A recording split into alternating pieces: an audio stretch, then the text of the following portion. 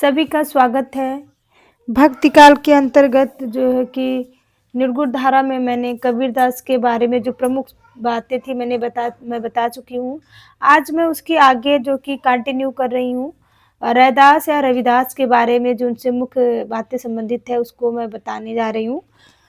क्योंकि परीक्षा के दृष्टिकोण से यदि आप परीक्षा दे रहे हैं किन्हीं भी परीक्षाओं को तो आप पुस्तक का अध्ययन ज़रूर करिए। मैं बार-बार प्रत्येक वीडियो में इस बात को कहती हूँ। रैदास या रविदास ये भी रामानंद के 12 शिष्यों में ही गिने जाते थे।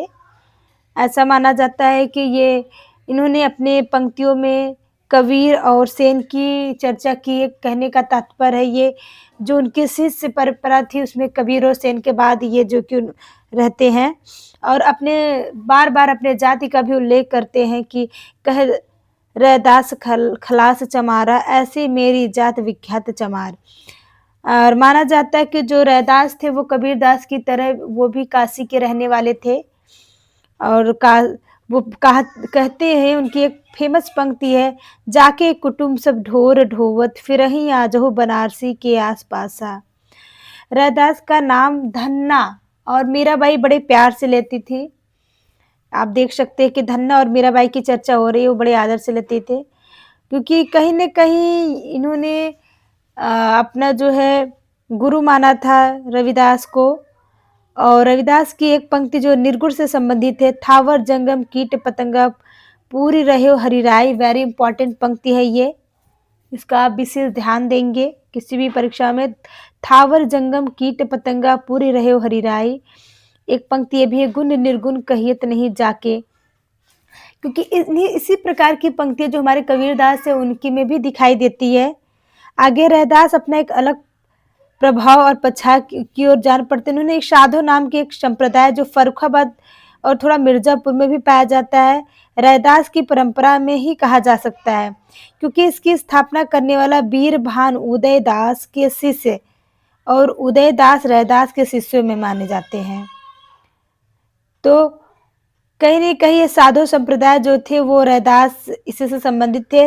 रैदास की कोई अपनी मुख्य रचनाएँ नहीं थी बल्कि इनकी जो पंक्तियाँ थी वो गुरु ग्रंथ आदि गुरु ग्रंथ साहब में संकलित है। ये अब तक प्रश्न पूछा गया है कि जो रैदास थी इनकी प्रमुख पंक्तियाँ किसमें संकलित थी, तो आदि गुरु ग्रंथ साहब में संकलित की जा चुकी है और इसके अतिरिक्त संत वाणी सीरीज इस नाम में भी संकलित है। इनकी अलग से कोई विशेष रचना नहीं है। इनकी पंक्ति है, दूध तब बछरे थन बिडारे हूँ, फूल भंवर जुल मिन बिगारे हूँ। तो ऐसे पंक्तियों को आप देखिए जो आपकी परीक्षा की दृष्टि बहुत महत्वपूर्ण है। फिर आगे इनकी पंक्ति, अखिल खिले नहीं का कह पंडित कोई न कहे समझाई, अबरन बनन रूप नहीं जाके कह लो ला समाई। फिर वेरी वेरी इंपॉर्टेंट इनकी एक पंक्ति है, ऐसा लगेगा कि आपकी ये कबीर की पंक्ति है लेकिन ये रैदास की है। जब हम होते तब तू नाही, अब तू ही है हम नाही, अतल अगम जैसे लहरिमय उदधि जल केवल जल माही। तो आप ये देख सकते हैं कि एकदम कबीर जैसी पंक्ति है। फिर very very important, most important कर सकते हैं इसको क्योंकि अब तक ये पंक्ति कई बार पूछी जा चुकी है। माधव क्या कहिए प्रभु ऐसा, जैसा मानिए हो न तैसा, नरपति एक सिंहासन सोइया सपने भया भिखारी। और देखिए हम माधव शब्द का प्रयोग किया गया, ये ध्यान दें, माधव क्या कहिए प्रभु ऐसा। और यदि माधव हम परिणाम निराशा आ जाए तो वो विद्यापति की है। तो आप माधव शब्द से मैं बता रही हूँ कि माधव हम परिणाम निराशा विद्यापति की, माधव क्या कहिए प्रभु ऐसा, यदि है तो ये रविदास की है। फिर आगे आप देखिए धर्मदास की चर्चा हो रही है। धर्मदास की प्रमुख बातें मैं आपको बता दे रही, ये बनिया जाति के थे और ये कबीर के शिष्य थे धर्मदास। और जो कबीर की वाणी थी इन्होंने इसको संग्रहित किया था। अंत में कबीर के सत्यनाम की दीक्षा लेकर उनके प्रधान शिष्यों में हो जाते हैं। सत्यनाम की दीक्षा लेकर ये कबीर की गद्दी पर 20 वर्ष तक लगभग बैठे थे और इनकी जो प्रमुख पंक्ति है वो मैं आपको बता रही हूँ कौन सी है।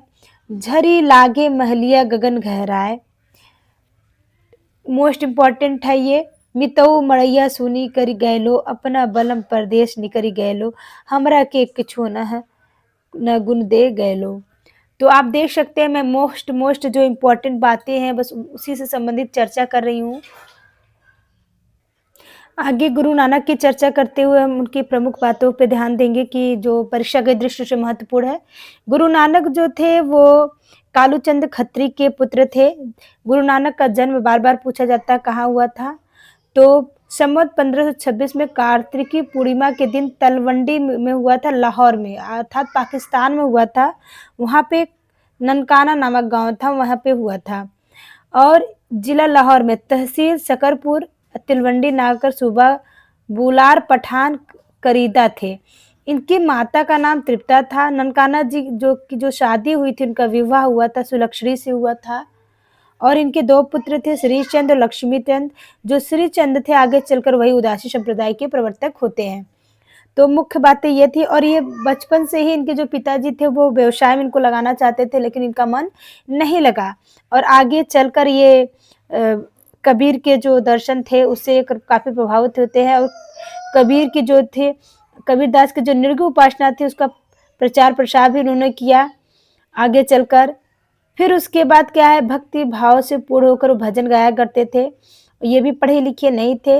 इनकी कुछ जो थी वो पंजाबी भाषा में थी, कुछ खड़ी बोली में थी रचनाएं और इनकी मुख्य पंक्तियां पूछी जाती है। शुक्ल की जो पुस्तक है उसे ज़्यादातर पंक्ति और कथन ही आते हैं, तथ्यात्मक दृष्टिकोण से नहीं। तो हम उस पंक्तियों के बारे में हम आपको चर्चा कर रहे हैं कि इस हमदा मैनू की वो भरोसा आया न आया न आया। आया आया शब्द ऐसे आए तो ये गुरु नानक की पंक्ति है। ये संसार रैन दा सुपना कहीं देखा कहीं नहीं दिखाया। सोच विचार करे मन में जिसने ढूंढा उसने पाया। नानक भक्तन के दे पद पर से निस्दिन रामचरण चितलाया। तो देख लीजिए आया आया शब्द आया। फिर जो वेरी इंपॉर्टेंट पंक्ति वेरी मोस्ट इम्पॉर्टेंट। जो नर दुख में दुख नहीं माने सुख स्नेहु अरु भय नहीं जाके कंचन माटे जाने। नहीं निंदा नहीं स्तुति जाके लोभ मोह अभिमाना।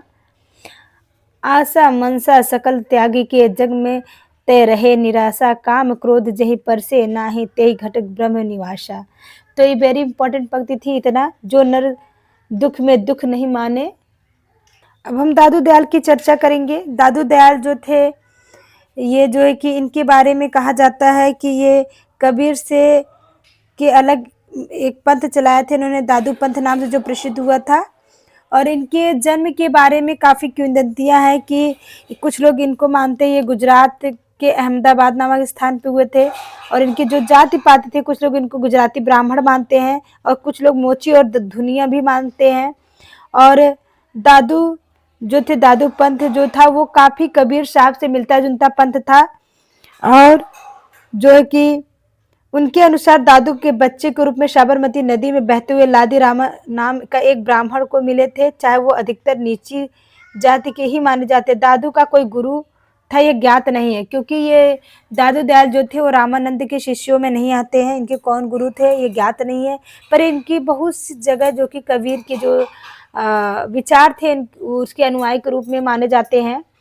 और आगे जो है कि वेरी इंपॉर्टेंट है कि निर्गुण पंथियों के समान दादू पंथी लोग जो निरंजन निराकार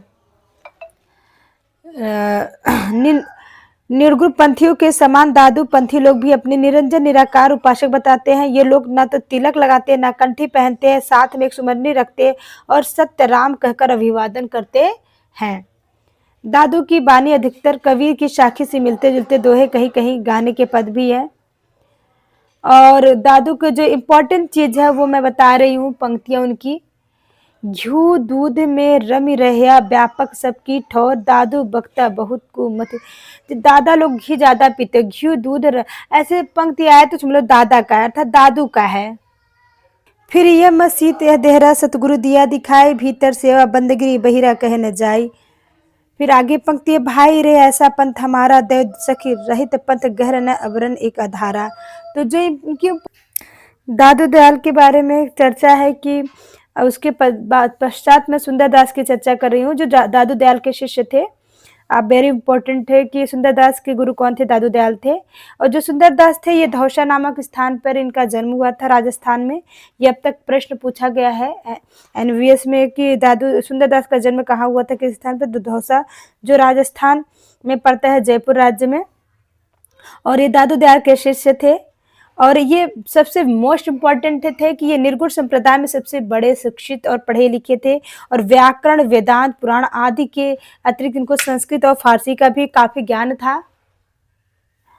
इनको अरबी फारसी का भी ज्ञान था। इसके अतिरिक्त जो है कि ये बाल ब्रह्मचारी थे, स्त्रियों की चर्चा से सदा ये दूर रहते थे, मोस्ट इम्पॉर्टेंट है, ठीक है। और इसके अतिरिक्त इनकी जो रचनाएं हैं, इन्होंने सिद्धित कवियों के समान बहुत कुछ कवित और सवैया की रचे। ये तो मोटे मोटे इनके अनेक ग्रंथ हैं। सुंदर विलाप ही सबसे प्रसिद्ध है, जिसमें कवित सवैया के अधिक है। तो सुंदर विलास अगर किसकी रचना है, सुंदर विलाप, तो वो आप सुंदर विलाप रचना जो कि वो सुंदरदास की रचना है, नाम से ही पकड़ लेंगे, सुंदर विलाप सुंदरदास की रचना है। इसके अतिरिक्त भी इनकी प्रमुख बातें पर मैं चर्चा कर रही हूँ। मारवाड़ पे और उसके बाद गुजरात पर और दक्षिण पे बहुत ज़्यादा इन्होंने अपनी बातों को व्यक्त करते हुए कहा। गुजरात पे इन्होंने कहा, आभड़ छीत अतीत सो होत विलार और कुकर चाटत हाड़ी। और मारवाड़ पे कहते वृक्ष न नीरत उत्तम चिर सुदेशन के गत देश मारू। और दक्षिण पे कहते हैं, राधत प्याज विगरत नाज न आवत लाज करे सब भक्षण।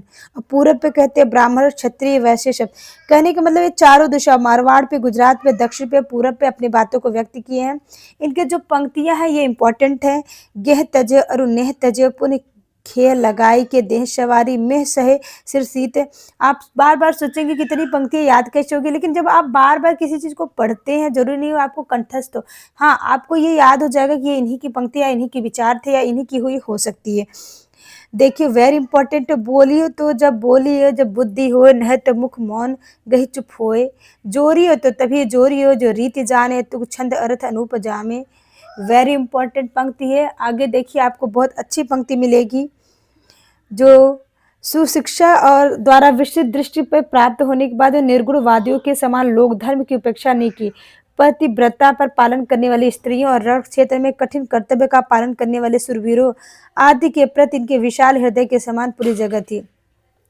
इन्होंने पतिव्रता स्त्रियों के बारे में क्या है, पति ही सुप्रेम हो, पति ही सुनेम हो, पति ही सूरत हो, पति ही क्षेम हो, पति ही व्रत हो, पति ही यज्ञ हो, पति ही रस भोग, पति ही सुमिटे सोग हो, पति ही तजत। कहने का तात्पर्य है कि अगर इस प्रकार की पंक्ति आती है तो किसकी पंक्ति है, वो सुंदरदास की पंक्ति है। फिर आगे कहते हैं, ब्रह्म ते पुरुष और प्रकृति प्रकट भई, प्रकृति में महत्तम अरु पुण्य अहंकार भई। तो आप इस प्रकार की पंक्ति आप देख सकते हैं। फिर आगे मैं मलुकदास की चर्चा कर रही हूँ कि जो मलुकदास थे, ये इनका जन्म जो कि सुंदरलाल खत्री के घर में हुआ था। ये इलाहाबाद के रहने वाले थे और औरंगजेब के समय दिल के अंदर खोजने का वाले निर्गुण मत के नामी संतों में इनका नाम आता है। ये कड़ा, जयपुर, गुजरात, मुल्तान, पटना, नेपाल, काबुल आदि जगह जो है कि इनकी गद्दियाँ थी, इम्पोर्टेंट है। और ये अपने करामातों के लिए प्रसिद्ध थे। और आगे देखिए, कहते हैं कि एक बार इन्होंने डूबते हुए शाही जहाज को पानी के ऊपर उठाकर बचा लिया और रुपयों का तोड़ा गंगा जी में तैरा कर कड़े से इलाहाबाद भेजा। आलसियों के लिए वेरी इंपॉर्टेंट है, कम से कम ये बहुत बार पूछा जाएगा। अजगर करे न चाकरी, पंछी करे न काम, दास मलुका कह गए सबके दाता राम।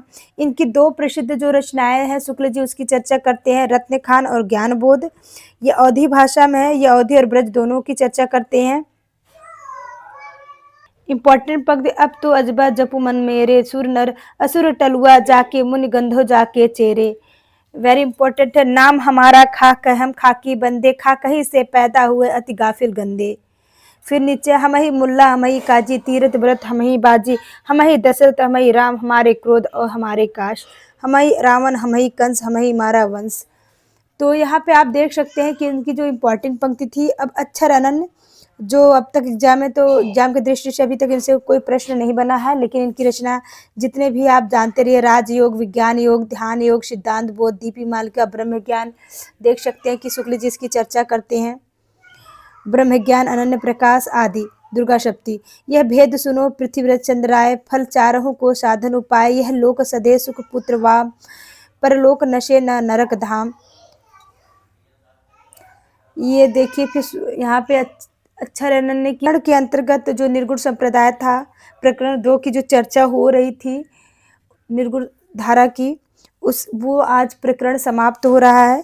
अब इसमें कुछ वही है, दादू की शिष्य परंपरा में जगजीवन जी थे, दादू की शिष्य परंपरा में जगजीवन थे और सुंदरदास थे। आपको पढ़ाया, ये चंदेल के ठाकुर और कोटवा के निवासी थे। इन्होंने सत्यनामी संप्रदाय, तो वेरी इंपॉर्टेंट है कि सत्यनामी संप्रदाय किसने चलाया था, तो जगजीवन दास चलाए थे, और ये इंपॉर्टेंट हो गया। बाकी आप देख सकते हैं कि वेदांत से क्या है, प्रेम तत्व, सूफी, सूरत निरति आदि की जो चर्चा होती है निर्गुण संप्रदाय में, उसकी बात यहाँ पे बताते हैं शुक्ल जी। यहीं पर ये प्रकरण समाप्त होता है। आप पूरे प्रकरण को ध्यान से पढ़िएगा, वेरी इंपॉर्टेंट प्रकरण था। इससे जो कि पंक्तियाँ पूछी जाती है और कुछ कथन पूछे जाते हैं। यहीं पे मैं वीडियो समाप्त करती हूँ। यदि आपको वीडियो थोड़ी सी भी अच्छी लगे तो उस पर आप कमेंट करिए, ना भी अच्छी लगे तो भी कमेंट किया करिए और लाइक भी कर दिया करिए, क्योंकि इससे मुझे लगेगा कि हाँ मैं कुछ पढ़ाऊँ आपको। क्योंकि देखिए पढ़ते तो सभी लोग हैं, लेकिन आप पुस्तक ज़रूर पढ़िए, क्योंकि हम जहाँ तक है आपका पुस्तक पढ़ने से सिर्फ प्री नहीं बल्कि मेंस और प्री दोनों की तैयारी साथ साथ होती रहेगी। धन्यवाद।